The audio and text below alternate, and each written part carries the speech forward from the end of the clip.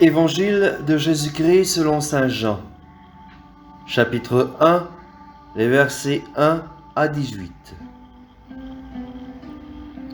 Au commencement était le Verbe, et le Verbe était auprès de Dieu, et le Verbe était Dieu. Il était au commencement auprès de Dieu. C'est par lui que tout est venu à l'existence, et rien de ce qui s'est fait ne s'est fait sans lui. En lui était la vie, et la vie était la lumière des hommes. La lumière brille dans les ténèbres, et les ténèbres ne l'ont pas arrêtée. Il y eut un homme envoyé par Dieu, son nom était Jean. Il est venu comme témoin pour rendre témoignage à la lumière, afin que tous croient par lui. Cet homme n'était pas la lumière, mais il était là pour rendre témoignage à la lumière. Le Verbe était la vraie lumière, qui éclaire tout homme en venant dans le monde. Il était dans le monde, et le monde était venu par lui à l'existence. Mais le monde ne l'a pas reconnu. Il est venu chez lui, et les siens ne l'ont pas reçu.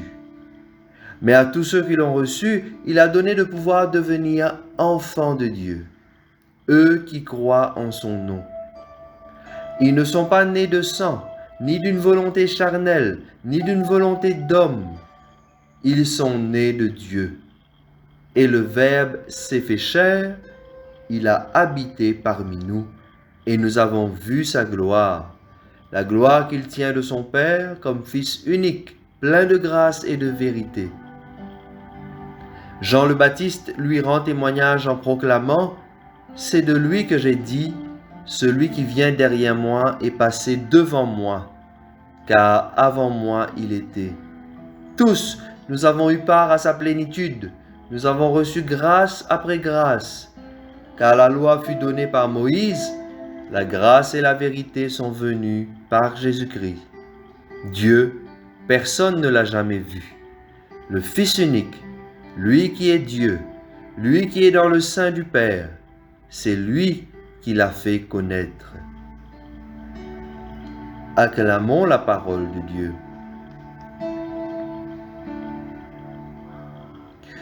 Frères et sœurs en Christ, en ce dernier jour de l'an, la liturgie nous donne d'entendre ce magnifique passage de l'Évangile, connu comme le prologue de saint Jean.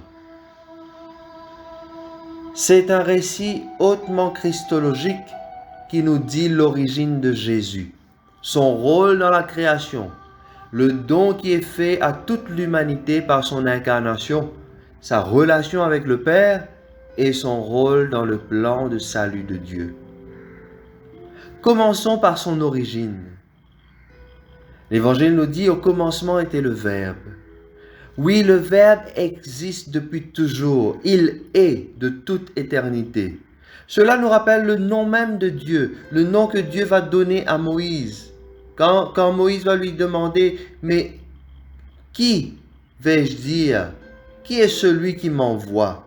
Il faut que je donne un nom. » Et Dieu va dire « Je suis celui qui est. » Donc Jésus nous dit, l'Évangile nous dit que Jésus n'est pas une créature, il n'est pas un être créé, il existe avant la création du monde, de toute éternité.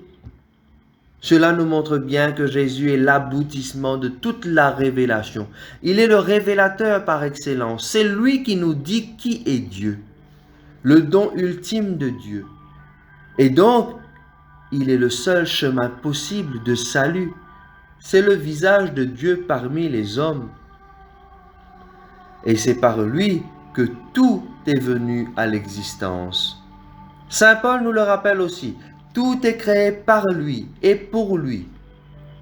Oui, lui qui est Dieu avant tous les siècles, il est également le grand maître d'œuvre de toute la création.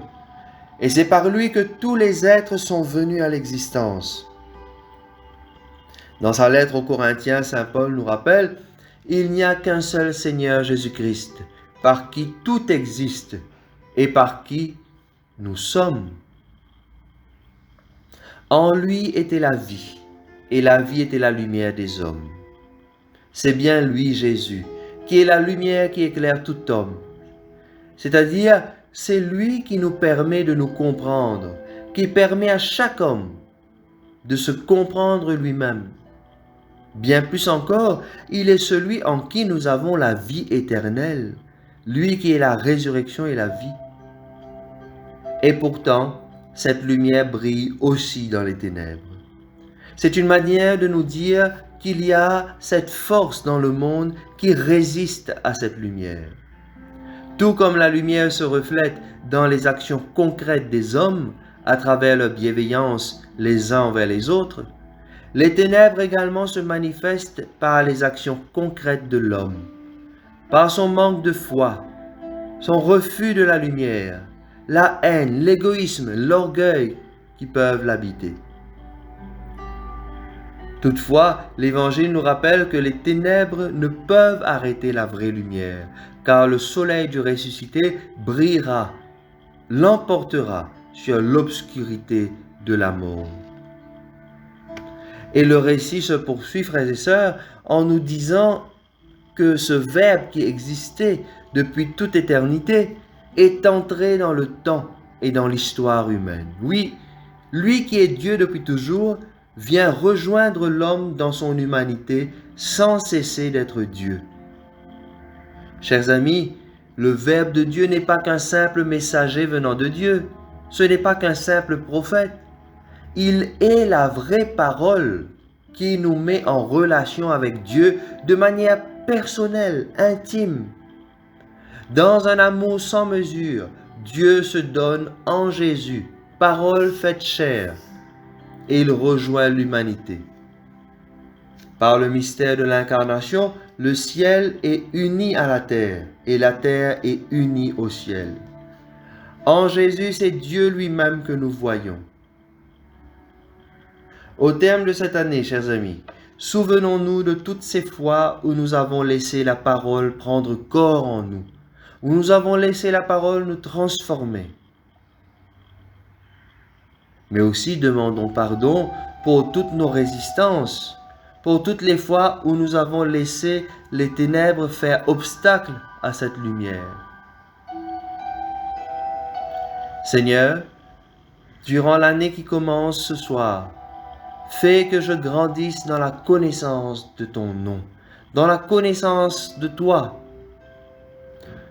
que je reçoive ta plénitude grâce sur grâce. Tu as pris cette chair mortelle à cause de moi et tu as vécu parmi nous. Que l'année qui vient me rapproche de toi. Amen.